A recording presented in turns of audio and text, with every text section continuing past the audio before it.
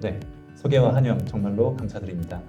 이렇게 동문 후배님들 그리고 선배님들 앞에서 강의를 할 수 있게 되어서 굉장히 영광으로 생각하고 있습니다. 저는 59회 졸업생이고 현재 내과버드고요. 2년 전에 전공의를 하는 중에 창업을 해서 지금 이 사진도 전공의 중에 찍은 사진이었고 이때는 코로나여가지고 마스크를 쓰고 이렇게 사진을 찍은 모습이 되겠습니다.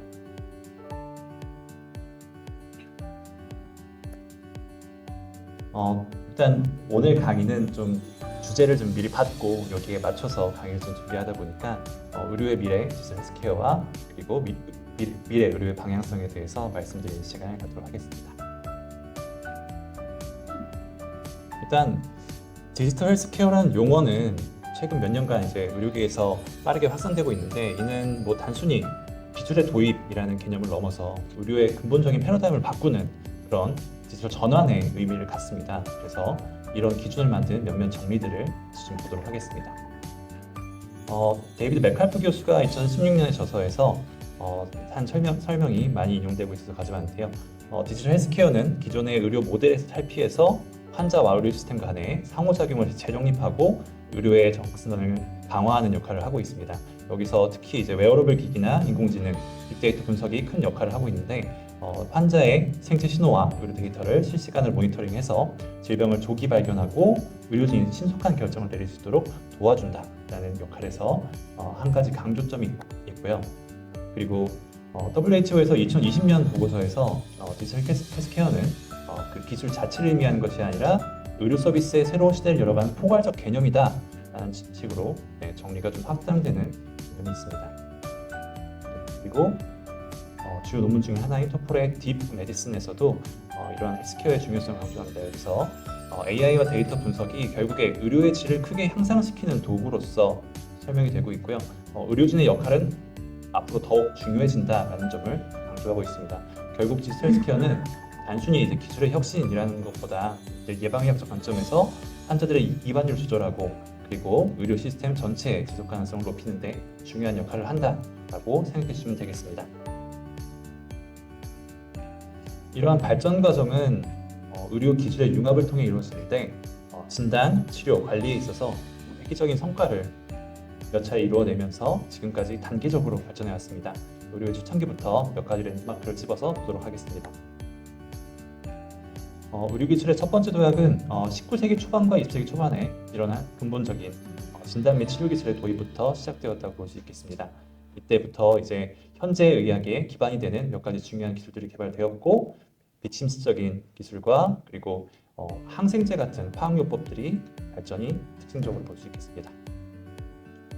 20세기 중반에 이르러서 1990년대까지 의료기술의 전문화된 기계화가 이루어진 시기입니다. 이 시기에는 특히 진단기기와 전산화된 의료 시스템이 등장하면서 보다 편리한 의료 시스템을 가능하게 했습니다. 2000년대 들어서는 인터넷과 통신기술이 발달하면서 의료기술 시스템은 점차 디지털화되고 연결되었습니다. 이 시기에 원격 의료, 웨어러블 기기, 빅데이터 분석이라는 개념이 도입되기 시작했습니다. 현재 우리는 AI 속에서 살고 있죠. 그리고 빅데이터, 클라우드 기술, 웨어러블 기기, 그리고 원격 의료가 융합된 시대를 이제 맞이하고 있습니다. 이 시기에는 특히 예측 의료와 실시간 데이터 기반 의료가 발전되는 시기라고 예측할 수 있겠습니다.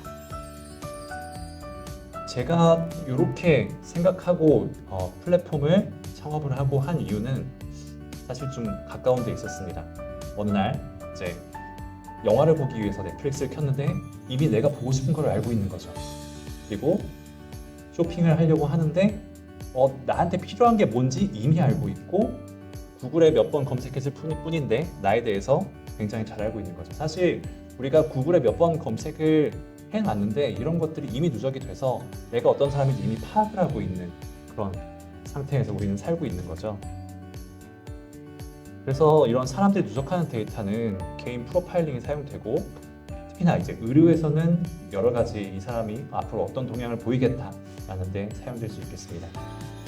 그리고 이제 AI 알고리즘들이 굉장히 여러 분야에서 발달하면서 여러 측면에서 사람보다 나은 결과들을 보여주고 있거든요. 그래서 영상에서 노드를 찾는다든지 아니면은 장시간 EKG에서 이 사람의 부정맥을 판단한다든지 하는 그런 점들에서 AI가 굉장히 두각을 나타내고 있고요. 최근에는 이제 대형 언어 모델이 등장하면서 여러 가지로 우리가 앞으로 의료인으로서 어떻게 서야 할지 이제 그런 부분들까지 위협받고 있는 시대가 되고 있습니다. 하지만 이제 앞으로는 이거를 어떻게 활용하느냐, 그래서 이것들을 어떻게 이용해서 우리가 의료 전달 체계를 어떻게 개선할 것이냐가 결국에 우리한테 주어진 과제고, 앞에서 말씀드렸지만 결국에 그런 것을 어떻게 사용하느냐에 따라서 의료진이 더 중요해지는 시대가 될 것입니다. 그래서 이런 것들을 잘 사용하고 우리가 디지털 헬스 시대에 어떻게 적응하느냐가 결국에는 핵심이 되고, 이런 시스템이 잘 안착된다 하면은 오히려 이제 의료비는 더 감소하고 전반적인 사회 시스템에서 우리가 기여할 부분이 더 많아지게 될 것입니다. 최근에 좀 이런 부분에 대한 얘기가 많이 나오고 있습니다. 개인 건강 기록이라는 어플리케이션들 종류의 풀이 하나가 좀 생기고 있고요. 환자나 병원에서 작성되는 데이터들이 특정 이제 항목으로 모이고 이런 것들이 이제 어떻게 활용되느냐에 대한 논의가 많이 이루어지고 있습니다. 금융 데이터 같은 경우에는 지금 현재도 개인의 프로파일링이 거의 완벽하게 되어 있고 이런 것들이 거래가 되고 있는데요. 경우에 따라서 신용 점수에 따라서 다른데 950점 미만은 7만 원, 그 이상은 15만 원, 그런 식으로 금융 데이터도 거래가 되고 있고, 우리가 지노믹 시퀀시를 한다든지 이제 그런 경우에도 그런 데이터들도 약관을 잘 보시면은 그런 거래에 대한 동의가 있습니다. 그래서 그런 부분을 어떻게 활용할 것이냐가 결국 우리가 어떤 핵심적인 솔루션을 개발하고 우리가 의료인으로서 진짜 사회에 도움이 되는 솔루션을 만든다 할 때 가장 중요한 포인트로 잡아가면 좋겠습니다. 이런 기술들의 백그라운드에 있는 몇 가지를 좀 얘기를 하자면요. 일단 모니터링을 할 수 있는 웨어러블 장비들이 있겠습니다. 다양한 조건에서 신체 정보, 예를 들어 혈압이나 심전도나 혈당 같은 데이터들을 측정하는 시장이 많이 좀 형성이 되고 있는데 그런 것들이 있을 것이고, 사실 이런 거는 굉장히 이제 여러 과학 기술들의 종합이라고 볼 수가 있습니다. 그래서 여러분들이 이런 장비들을 통해서 뭔가 새로운 사업을 한다라고 할 때는 오히려 이제 이런 딥한 사이언스를 조금 더 공부를 해두시고 하는 게 굉장히 도움이 될 것입니다. 그리고 이제 이런 것들을 잘 사용하게 하는 것도 굉장히 좋은 포인트가 되는데요. 네, 그런 포인트에서 여기에 요 발 모양 다들 보셨죠? 그래서 하루에 10,000보 걸으면은 100원씩 주는 우리 그런 모 서비스가 있고, 그리고 애플워치 같은 경우도 우리가 매일 열심히 걸으면 열심히 칭찬해주죠. 그런 것들이 또 칭찬을 받으면서 내가 내 연령대에 몇 등이다 그런 것도 보여주면서 사람들에게 건강 활동을 할 수 있게 촉진해주고, 이런 것들이 결국에는 아웃컴을 개선해주는 결과로 나타납니다. 그래서 역시나 의료인으로서 진료를 보는 것도 중요하지만 그런 이런 포커스를 가지고 어떤 환자들의, 어떤 건강인들의 더 건강 결과를 개선하기 위한 어플리케이션을 만드는 방향성을 같이 좀 생각하면 좋을 것 같습니다. 원격 모니터링 장비들이 최근 또 많이 발달하고 있고, 이런 부분들은 이제 지금 여러 가지 사업들이 지금 진행이 되고 있는데 이런 것들은 좀 오늘은 간단히 좀 진행을 하고요. 자연어 처리에 대해서 저는 좀 포커스를 가지고 사업을 시작했습니다. 자연어 처리는 우리가 늘 이제 이야기하는 이런 언어들을 처리하는 기술들인데 진료를 보다 보면은 굉장히 대화는 많이 하는데 진료 기록은 굉장히 짧게 작성되는 경우가 많습니다. 우리가 환자에게 집중해서 그럴 수도 있고, 아니면은 유의미한 대화를 캐치하지 못했을 수도 있습니다. 하지만 이제 이런 것들을 옆에서 같이 누군가가 듣고 객관적인 입장에서 적어준다면 굉장히 좋은 의무 기록이 작성되기도 하는데요. 이런 역할을 AI가 할 수 있다라는 관점에서 저는 들어왔고, 사실 이제 이런 것들, 그런 기록을 적는다는 차원뿐만 아니라 청구를 할 때 정확성, 우리가 진료를 할 때 그런 정확성, 그런 부분에서도 여러 가지 지원을 받을 수가 있거든요. 그렇다 보니까 이제 그런 부분들을 저는 원답 솔루션에서 녹여보려고 개발을 계속 하고 있는데, 그거는 이따가 보여드리도록 하겠습니다. 다른 여러 가지 회사들도 일을 많이 했지만 그 전에 많은 노력들이 있었지만 우리의 시대는 결국에 GPT를 경험한 시대와 그렇지 않은 시대로 좀 나뉘는 것 같습니다. AI를 통해서 이제 다양한 데이터를 줬을 때 너무 우리에게 편안한 방식으로 다가온 그런 소프트웨어죠. 네. 근데 우리도 뭔가를 만들어낼 때 조금 더 쉬운 방향으로 만들어내는 것도 좀 필요하다고 봅니다. 지금 많은 디지털 헬스케어의 솔루션들이 개발은 되어 있는데 사용하기 어려워서 못 쓰는 경우들도 많고 좀 익숙하지 않아서 못 쓰는 경우도 많은데 이런 채팅이라는 솔루션은 너무 편리하고 익숙한 솔루션이다 보니까 파급력이 어마어마했거든요. 그래서 이런 부분에서 같이 파고드는 것도 좋은 포인트가 될 것 같다는 팁을 같이 드리면서 얘기를 할 수 있을 것 같고요. 저는 이 비대면 진료 솔루션에도 이런 것들을 녹여봤습니다.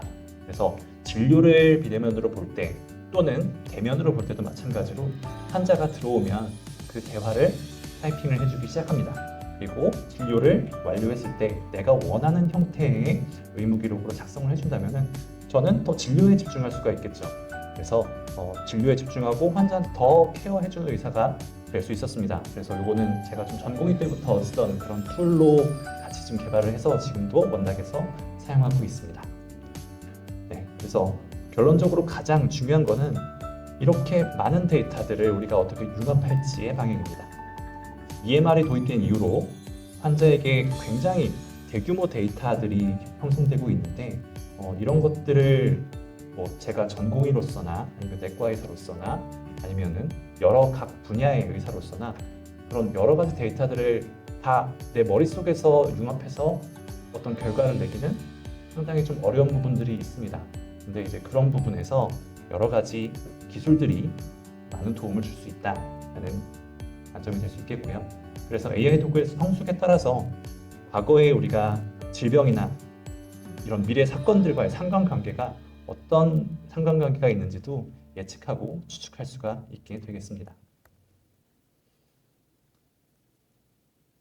네, 그래서 AI가 이런 EMR 데이터를 이용해서 다양한 어플리케이션이나 통합할 수 있는 큰 잠재력이 있기 때문에 저는 좀 여러분들에게 말씀드리고 싶은 게 결국에는 EMR과 그런 데이터들에 여러분이 포커스를 두고 여기서 어떤 서비스를 만들어낼 것인가를 굉장히 날카롭게 배려낸다면 괜찮은 의료인으로서 만들어낼 수 있는 서비스를 만들어낼 수 있을 것 같습니다.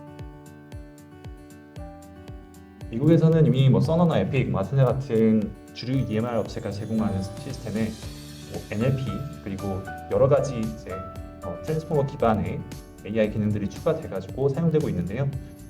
이런 것들을 통해서 지금 이미 아웃컴이 개선되어서 보여지는 것들이 많이 있고요. 한 가지 예를 들자면은 양방향으로 이렇게 의료 데이터를 통합해서 디지털 트윈을 만들어내는 방식이 최근에 많이 접근되고 있습니다. 치료적 접근에 직접적으로 사용할 수 있는 모델이 제공되고요. ADA학회에 발표된 내용으로는 개인 기록을 통합해서 디지털 치료제로서 환자에게 영양, 수면, 운동, 호흡 등의 가이드를 통해서 앱을 제공하면서 그런 라이프 코치를 했더니 여기 인몰된 사람들 중에서 결국에 당화혈색소만 보면은 9%였던 당화혈색소의 평균적으로 6.5 미만을 달성하고 그리고 관해율도 83%에 이르렀습니다.